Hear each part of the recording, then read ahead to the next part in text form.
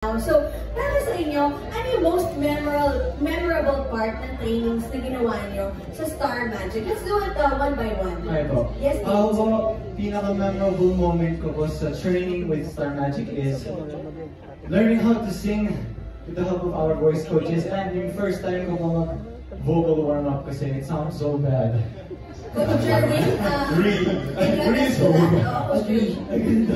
Pero to add po doon kay Nate, hindi rin namin makakalimutan syempre yung tinuruan nila kami kung, sa voice po, tinuruan nila kami kung paano yung tamang techniques sa pagganda para mas mag-improve pa and mas maging confident kami every time na kumakanta kami sa stage. Lalo na yung singing nyo kasi kakaiba yung singing while dancing yun. Mahirap yun Yes, Mickey. Ako naman po, siguro yung pinaka-memorable for me is the first time na nag-attend po ako ng dance class.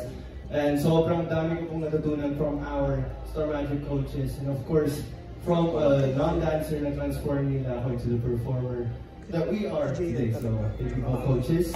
Imagine kung a non-dancer, tapos ganun mag-perform kanina. Grabe yung progress. Ikaw, JL. Yung di rin namin malilimutan na tinuro na lang ng mga coaches is every time na magpe-perform kami, kahit rehearsals man yan, kahit walang nanonood na tao, lalo ng pandemic. So, kailangan all palagi. Kahit wala talagang napili. Dapat parang nagpe-perform sa sobrang daming tao. Wow. So, I think humility rin sa mentality na kahit sino, kahit ilan yung pinag-perform nyo, todo bigay pa rin. Parang ginawa nyo kanina. Dapat talaga namin yung todo bigay nyo kanina. Jello? Ako ang pinaka-tumatak sa akin from auditions to evaluations hanggang sa mag-debut ko na is kung paano nakatulong yung holistic training and what more kapag binagyan mo ng self-practice. Yes. Holistic training and self-practice. Well, thank you, boys, for your answers. And I'm sure maraming na-encourage lalo na sumali pa sa School for the Creative and Performing Arts, the Star Magic SCPA. Thank you very much, BGYO. And please invite everyone to stream your new EP. Congratulations! Our latest EP self-titled BGYO on all digital streaming platforms. Search nyo lang po, BGYO. And of course, lumabas na din po ang music video ng Divine. And of course, kasama na rin po doon ang official lyric videos ng Heartstrings, Light My Fire, and dito lang. Yes, you can follow us sa lahat ng social media as BGYO_PH. And meron po kami dance challenge. Gamitin nyo lang ang hashtag BGYO_DivineBC. Thank you po. Thank you po. Thank you! Thank you.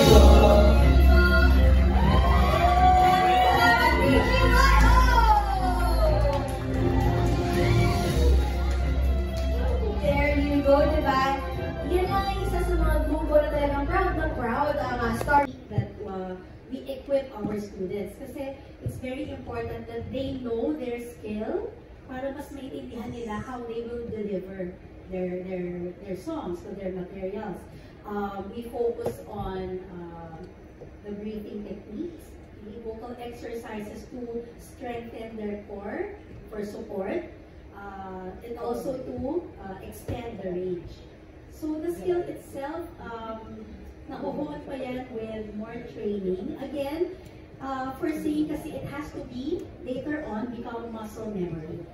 Muscle memory. And then up to a certain point, when it's already there, doon na natin ilalagay yung creative juices, yung interpretation, so how they will deliver their lines, their music, up to a certain point na sana, what I tell my students is, dapat sincere, sincere kayo sa ginagawa nyo. Because every time you have an objective, okay, and then you want to deliver a certain song that was assigned to you, kung walang sincerity, magkakamali kahit na meron pa rin muscle memory involved, no? So again, it has to work together. So yun ang maganda po sa SCPA na all the teachers here, we train ours, I guess, no? I can say na sa mga narinig ko sa mga earlier teachers who shared their experiences with our students. Very important yung nandun yung i-equip natin sila with the tools, the techniques, and at the same time, let our students spread their wings para they can also test the waters kung paano nila i-deliver yung art form. So, thank you very much. Thank you, Teacher Julie. Kahit sa singing, may truth din na kailangan, no? Tama. Kasi yung lyrics nga na i-convey mo dapat truthful. And Miss Anna Graham, yes? So can you share with us some techniques that you use to build stamina and endurance to maintain vocal control and physical precision through a performance? Kasi nga, as the coach of BD, kailangan nga ng endurance nga naman. So ano ba yung mga techniques daw? Yes, so actually I would work hand in hand with, of course, the dance coaches as well. Pero during, of course, vocalization, I would have them jog around. I would have them actually also do the choreography that they have to do while singing. Kasi sabi ko, sometimes, even if we polish a song, na nakabuo sila, once na they're dancing, actually nakakatawa, minsan mas maganda pa habang sumasayaw sila. And I think because naturally they have to engage their core, they have to support they remember their breathing more when they're dancing. So usually after the voice class and then dance class, then we merge, and then I sometimes sit in the dance classes to see how they sing when they're polishing their dance movements. Because sometimes you have to mark and you have to plan, where you're gonna breathe. Kasi sometimes nga, nakakalimutan na huminga, tapos naputol-tuloy yung phrase, ganyan. So, we do a lot of that, a lot of vocalizations that really work on their stamina, and then a lot of doing the dance and voice classes together. Very specific down to the last detail. So breathing din, no? Thank you very much, Coach Anna. And now let's go to Coach Jerwin. Hi, I'm excited to see Coach Jerwin. Hi, Coach Jerwin. Sige mo, please stand up. There you go. Okay, so what do you recommend for overcoming performance anxiety? Any tips? Meron ba mga kinakabahan? Parang ngayon po, may nakabahan po ako. Importante lang po yung sabi ka pa ni Coach Judy kanina na dapat kaya mo din makarelate. No? So kahit bata yan, mapaintindi mo sa kanya na hindi porket pag broken hearted yung song, ay dapat, syempre hindi mo sila makakalito. Dapat ipaintindi natin sa kanila kung paano lahanan yung story. No? Ang performing arts kasi very honest. No? Dapat marinig yan, makikita yan sa mata mo kung totoo yung, kung may feelings, may emotions ka na binibigay sa tao. So para ma-encourage sila, kinakabahan ako. Importante rin na paano din alagaan yung boses. Importante din po yung mga techniques, mga bad habits na kailangan iwasan. And ituro din sa kanila yung kung paano po yung mga experience pa namin, for example, sa pagkanta. Since ako singer din ako, and marami din akong natutunan sa mga dance coach, importante rin na i-boost natin yung self-confidence po. Thank you po. Thank you very much, Coach Jerwin. Importante talaga may confidence ka bago masama sa stage. Pero share ko lang, kahit yung mga professional musicians, I know, share na ito ni Chito Miranda of Parokya Edgar, up to now, and before he goes on stage, sometimes nasusuka pa siya, sa sobrang kaba. You would think someone 2 decades na in the industry wouldn't be experiencing that. Pero iba talaga, when you're performing, iba-ibang battles po tayo. But thankfully, we have our coaches here to help also our enrollees get through those anxieties as well. So thank you very much, Coach Jerwin. Okay, now let's go to our next question. This is coming from... Okay, basahin ko na lang muna yung question. Yes. This is... Nakita ko na yung kanina, promise. Nawala lang siya ulit. Nasaan yun? Sorry guys. This is... Sorry, nawala na talaga siya. Magic. So hosting 101. Ito na, may ibibigay na pala. Thank you very much, Jomar. Nawala talaga siya. Okay. This is from Salve Access of Filipino Star ngayon. Oh, maganda ang question na ito. Sino kaya ang makasagot? What is the enrollment fee? And how do you select students? Is there a standard criteria? Or do you base it on the potential you see in the applicants? Oh, okay. So, yes. Sir Ed, I'd like to call in Ed, Sir Ed, to answer that question. Damay. Regarding enrollment fees, you can check out the link to the enrollment process. Nandun lahat ng fees natin. So, sabi nga ni Direk John, sulit na sulit ang mga enrollment fees natin kasi sila ang mga magiging teachers ninyo. So, you can check out the link and you'll see the fees there.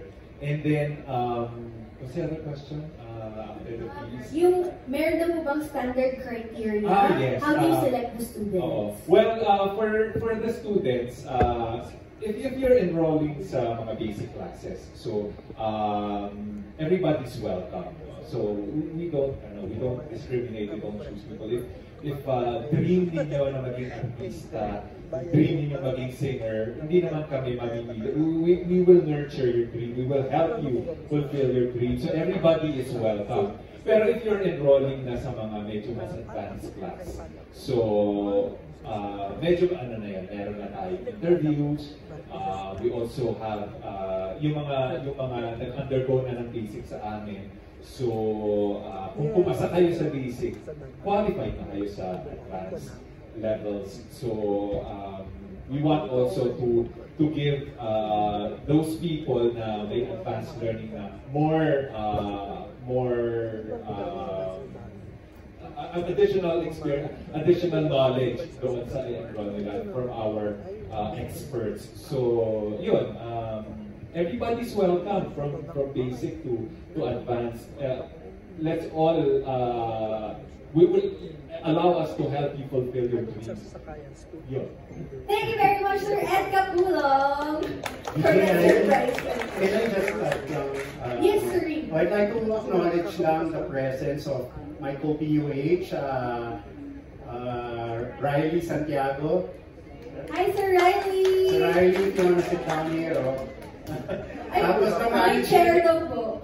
The management team of Beanie and DGYO are here. Miss NQ, Jody, and Ron are here. So if you have questions for them, baka interested kayo in how they train Beanie and DGYO, they're also open for questions. Nandamay pa si Sir Rick. Okay.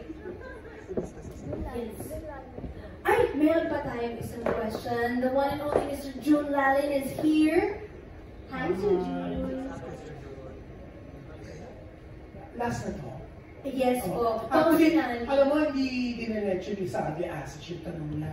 Ang tanong niya talaga kung nagbibigay daw ba ng scholarship. Kasi parang may sana ipasok yung anak niya. Nagpapaplastic siya, nagtanong-tanong siya kung meron ng kanon. Gusto niya tanongin kung may scholarship, no? Mayroon ba connections? Gano'n? May scholarship ba, Tess? Alam mo ba? Mag-usap ka. Pero ito... Actually, we're looking into that. So, parang for deserving students na we're looking into scholarship. Paano niya ipasok yung anak mo? Kasi siya, magbigay siya ng question, iniba? Kasi magkano, ikaw yung scholarship ang tinatanong? Ay, hindi siya magka-qualify. Pero eto ha, di ba sumaya? Kasi medyo malungkot sila. Anyways, eto, explain naman natin, saan napunta si Direk Loren Joe? Di ba ko sabihin, nag-walk out? Oo nga, tanong ko nga rin. Siya dapat nagtatanungin ko, wala. Sige, Mr. S, you want to answer that? Dapat pag-alala yung criteria. Ako na po ang magsasabi. Actually, tanong ko rin po yan. But as we all know, Direk Loren Joe is also the head of TV production in ABS-CBN and head of Star Magic. Ang dami niya po talaga actually meetings na iniwan for this, so kailangan niya na po bumalik. Pero ito, ang tanong ko, seryoso na to, no?